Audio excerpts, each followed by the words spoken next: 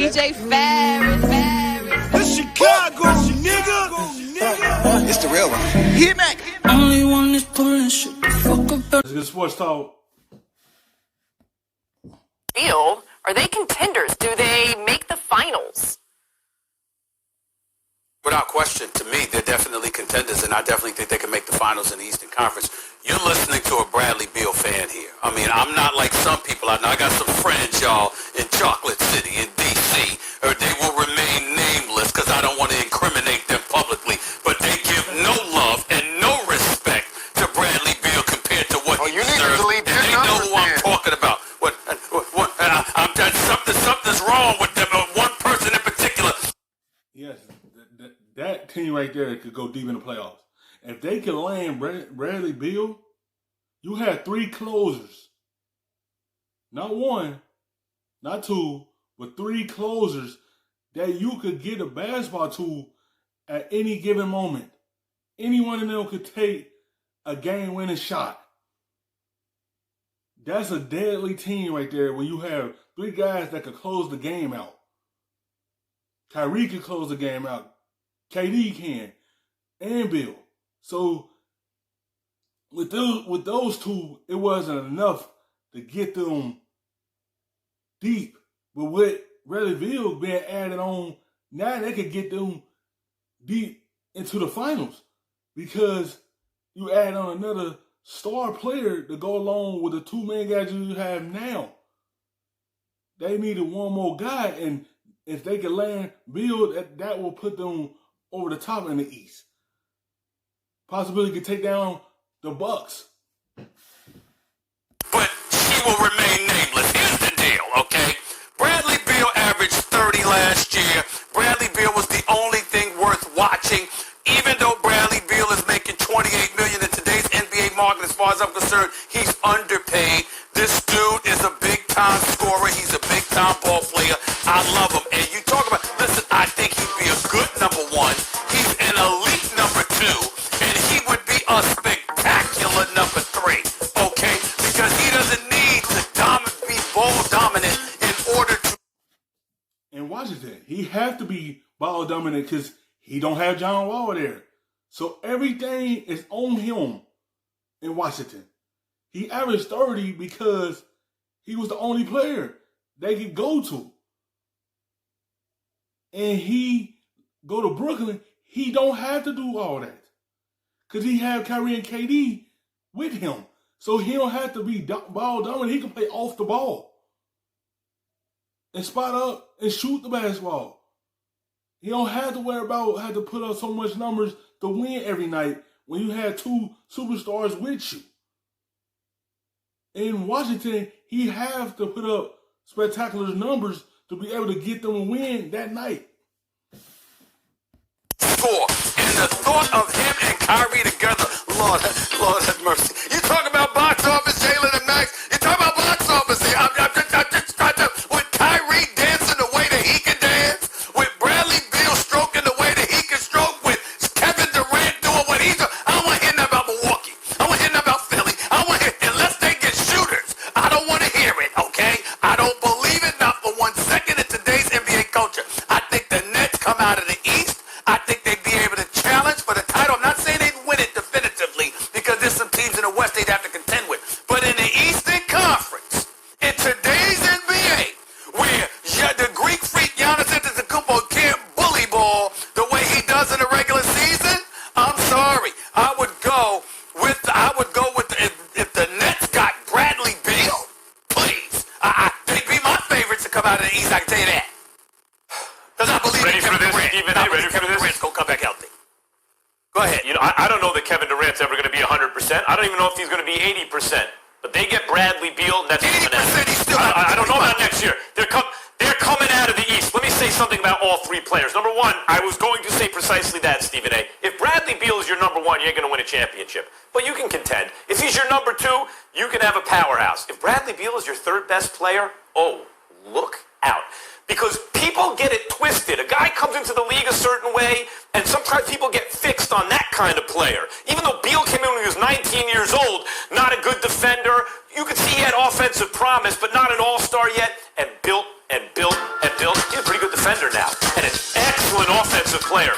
Not all All-Stars are created equal. And while Beal is not an MVP caliber player, he's not just like a sometimes All-Star caliber player. He's a solid to high-end All-Star caliber player as your number 3. Now, Kyrie Irving. A lot of pressure on Kyrie. It won't be a lot of pressure on Kyrie. Because Kyrie most likely will be the number 1. Durant most likely be number 2. And Bill be the 3rd. That's a dominant team if they find some way to put some good assets in that trading basket and they be able to get Bradley Beal to Brooklyn with them. Now they're going to be neck and neck with the Bucks. Because the Bucks are a dominant team that will come out of the East. Now they land him, the Nets will be heavy favorites to come out. Be the heavy favorites to beat them if they meet up. Stephen A. lot. Because we've seen Beal with John Wall, who has, is anyone more talented than John Wall? Only thing he can't do that Kyrie can do is shoot, right? And they didn't do much. They didn't do much they were supposed to do. So now Kyrie has a direct comparison, but he has it plus because of KD's presence there. No matter what version of himself KD is, that brand name's going to be on the floor with them.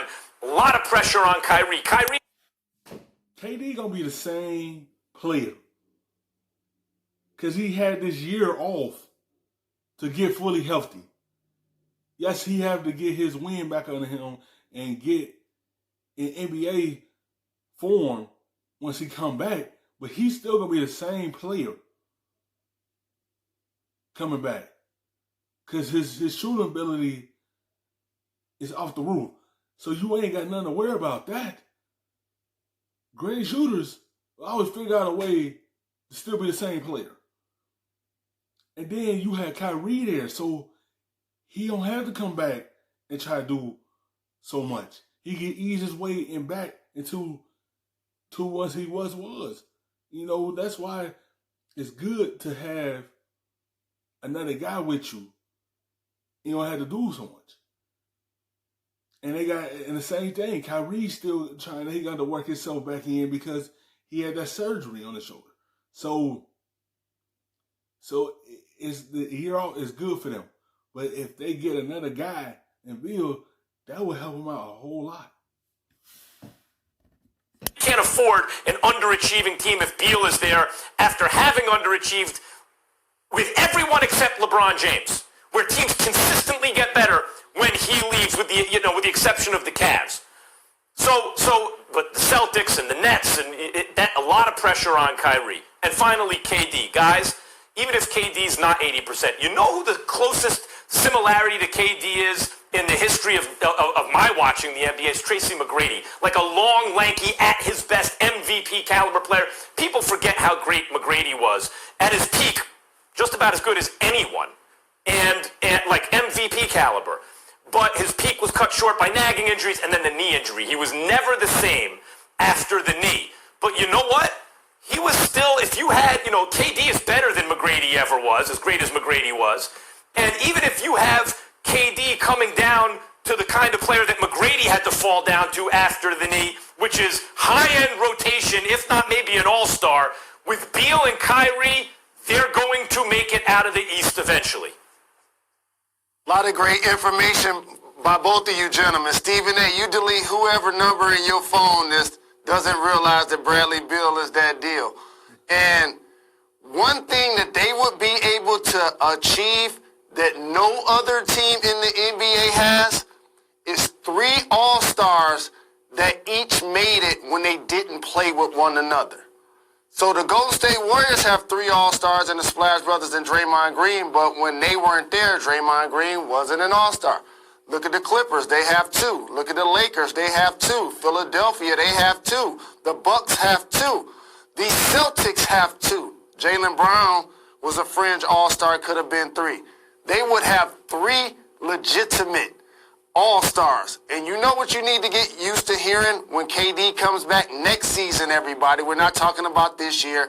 Tommy Shepard, by the way, the general manager of the Washington Wizards, Stephen A. and Max, he knows everything about Bradley Beal's game that you guys know. So I would assume that he would want to keep him on his team. I love Karis LeVert. I love Dinwiddie. I've seen Harris make shots. Allen played some quality minutes for the Nets up front. But I don't see you parlaying those pieces. And if he get an opportunity to go to Brooklyn, he will most likely love it because he's still waiting on Wall to come back from his injury.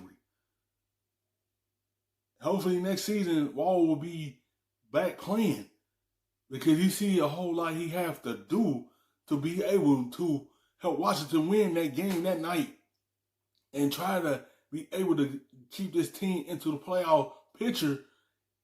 And when you have two extra guys with you that can take all the load off of you, it made your job much easier because you don't have to go out there and put 50 up every night or 48 or 30-something to be able to help your team win. We got two other guys that can help you out with that. And that give you open shots and open opportunities. Everyone knows Beal's the only thing Washington have, and you see him getting double teamed and try to keep the basketball in his hand because they know he's the guy for them. In Washington, he have to do everything. He got out of that load. Now he go to Brooklyn. He could take it off and have to worry about that load being on him. Like they were indirectly able to parlay D'Angelo Russell that allowed them ultimately to land KD. I just don't see the Washington Wizards doing that. But if they were to do that, neither do I. I agree with both of you guys. They would be my favorite to win the East next season. Well, You think it's possible let me Kyrie throw is the this in. trading chip? no. I don't believe you do that deal as Kyrie being a trading chip, and you don't move Kyrie based on the dynamics of his relationship with KD. You allow those two guys to play it out next year. Ultimately, the That's why he's long-term there. anchor will be KD. Thanks for watching ESPN on YouTube. For live